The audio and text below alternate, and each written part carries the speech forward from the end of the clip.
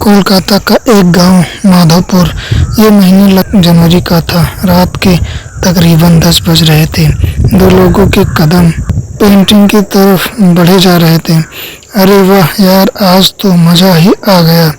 सही कहा तूने, एकदम नाचा था उस पतली कमर वाली लड़की ने। काश वो हमारी गांव में भी होती तो जंगल पार करके उस दूसरे गांव नहीं जाना पड़ता। अरे यार, मुझे तो ये सोचकर डर लग रहा है कि घर पर क्या बहाना बनाएंगे।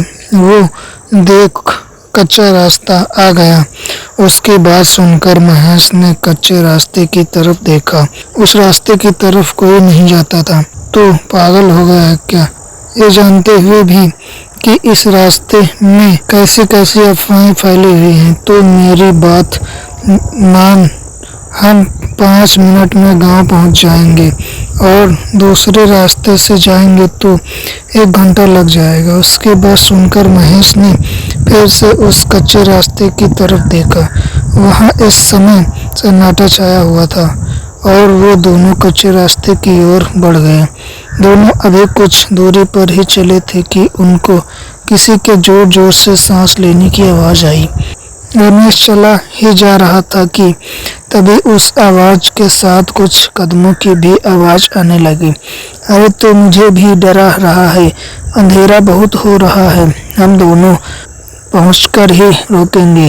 तभी महेश डर गया। रमेश के ठीक पीछे 2 लाल आंखें चमकती नजर आई।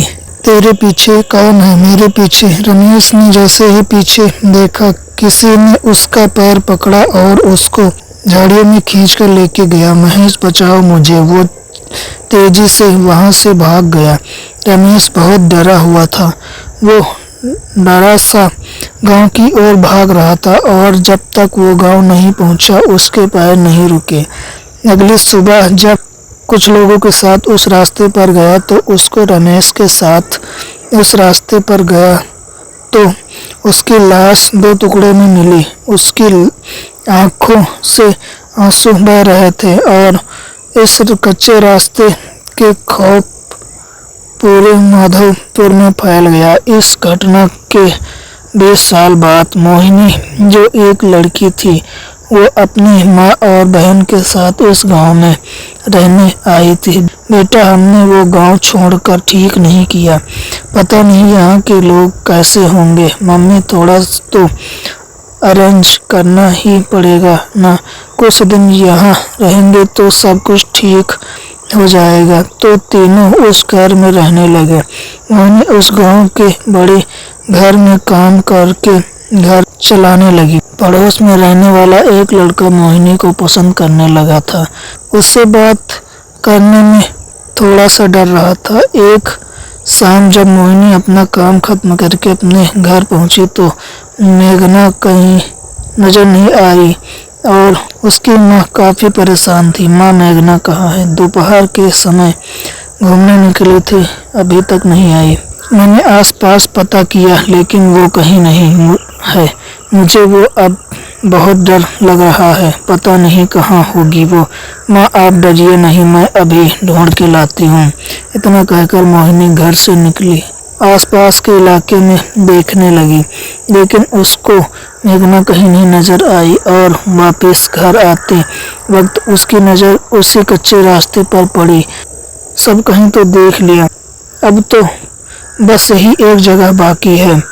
हो सकता हो वो यहीं कहीं हो। उसको जंगल जाना बहुत पसंद है। ऐसा कहकर वो उस रास्ते की ओर बढ़ गई। दोनों तरफ घना जंगल और अंधेरा होने पर वो बहुत भयानक लग रहा था। लेकिन छोटी बहन को ढूंढने के लिए वो उस रास्ते पर गई।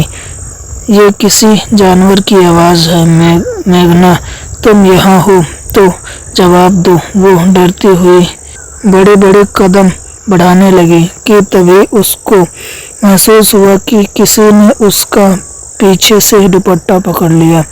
एक पल के लिए उसकी सांस रुक गई। उसने तेजी से पलटकर पीछे देखा। उसका दुपट्टा घनी झाड़ियों में फंसा था। उसने झुककर अपना दुपट्टा निकालने की कोशिश की। झाड़ियों में काफी अंधेरा था और कुछ भी नजर नहीं आ रहा था कि तभी सांस लेने की आवाज तेज हो गई और झाड़ियों से एक हाथ निकला और उसके बाल पकड़ लिया। कौन है? छोड़ो मुझे। वो बहुत डर गई थी और अपने आप को छुड़ाकर भागने लगी, लेकिन उसने पीछे मुड़कर नहीं देखा कि वो घबराकर ऐसी भाग गई कि वो सीधे अपने घर में ही मिली। अरे मोहिनी बेटा, इतना डरी हुई क्यों हो? मोहिनी कुछ बताती उससे पहले नजर मेघना पर पड़ी, जो कि उसे को देख रही थी। मेघना, कहाँ थी तुम? पता है हम सब कितना परेशान थे। दीदी हमारी एक नई दोस्त बनी है, हम उसी के घर पर थे। मोहिनी को मेघा को घर पर देखकर थोड़ा सा सुकून मिला, लेकिन उसके साथ जो हुआ था कि अभी भी सोच रही थी। रात को मोहिनी अपने कमरे में सो रही थी, तभी उसको वही सांस लेने की आवाज सुनाई दी। ये आवाज सुनकर वो जाग उठी और ये आवाज खिड़की की तरफ से आ रही थी। वो कमरे से निकली और उसी मैदान में गई जो उसके कमरे की खिड़की से दिख रहा था। कौन है? मोहिनी ने गौर किया कि ये आवाज तो पेड़ के पीछे से आ रही थी। उसके नीचे बहुत अंधेरा था, फिर भी हिम्मत करके उसके अंदर कदम बढ़ाने लगी। जैसे ही वो उस पेड़ के सांस पास पहुंची, किसी ने उसको कस के गले लगा लिया। अंधेरे में कुछ भी नजर नहीं आ रहा था, बस उन सांसों की आवाजें आ रही थी और महसूस हो रहा था कि जिसने भी उसे पकड़ा है उसका शरीर बहुत ठंडा है। उसकी चीखें सुनकर उसकी माँ और मेघना जाग गई। साथ ही पड़ोसी में रहने वाला रोहित भी जाग चुका था। वो तीनों भागकर मोहिनी के पास पहुंचे। बेहोश पड़ी थी।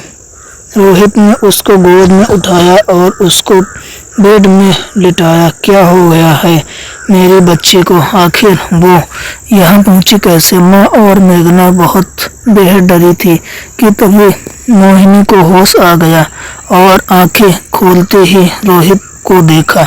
आप कैसी हैं? आप कौन हैं? ये हमारे पड़ोसी हैं, इन्होंने तुम्हें यहाँ पर लेके आए हैं।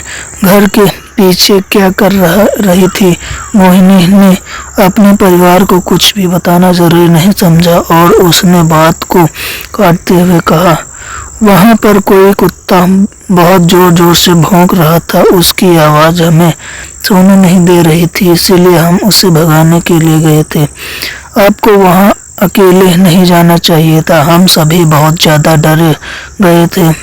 शुक्र है कि आप ठीक हैं। मोहिनी को रोहित की आंखों में अपने लिए फिक्र देखकर बहुत अच्छा लगा और इसीलिए उसने थोड़ा सा हंस दिया। चलिए मैं चलता हूँ, आपको कोई मदद की ज़रूरत हो तो मुझे मदद मांग सकते हैं, आखिर पड़ोसी ही पड़ोसी के काम आता है। ऐसा कहकर रोहित अपने घर चला गया। रोहित अपने बेड पर बैठा ही था कि उसको किसी के सांस लेने की आवाज़ आने लगी। ये आवाज़ कैसी है? रोहित अपने कमरे में निकला तो उसे महसूस हुआ कि वो आवाज़ उसके बगल वाले कमरे से आ रही थी। वो कमरे में पहुंचा तो पाया कि कमरे में कोई नहीं, लेकिन आवाज़ आ रही है। रोहित, कौन हो? जरा इधर आके देखो मैं कौन हूँ। आवाज़ एक अलमारी के अंदर से आ रही थी। अब रोहित के चेहरे पर डर दिखने लगा। उसने गौर किया तो आवाज़ कमरे के अंदर से आ रही थी। तुम जो भी हो, ये मजाक करना सही नहीं है।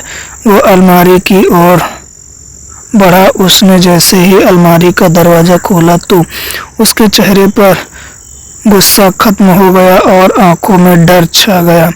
तभी एक भयानक लाल हाथ बाहर निकला और अलमारी का दरवाज़ा बंद हो गया और रोहित के चीखने चिल्लाने की आवाज़ आती रही। कुछ देर चीखने चिल्लाने के बाद आवाज़ बंद हो गई। तभी धड़ाम से अलमारी का दरवाज़ा खुला और रोहित की कटी गर्दन अलमारी से बाहर आके गिरी।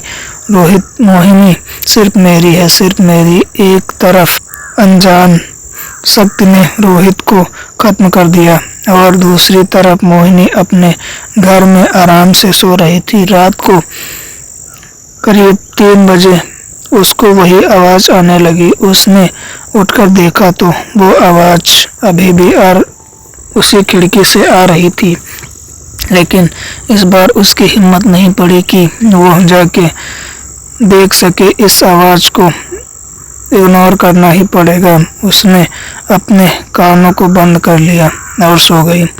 तो दोस्तों, इस वीडियो का अगला पार्ट कल आएगा। तब तक के लिए जिन लोगों ने मेरा चैनल सब्सक्राइब नहीं किया तो जल्दी से करें।